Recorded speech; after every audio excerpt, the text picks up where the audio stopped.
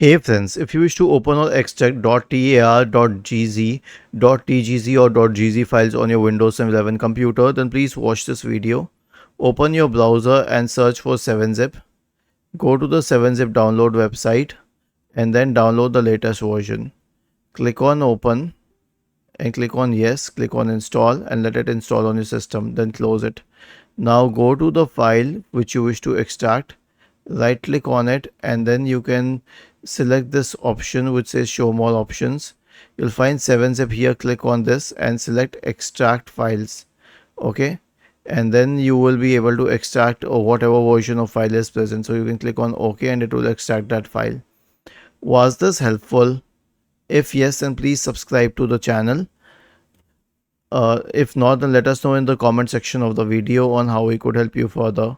Thank you for watching this video and have a nice day.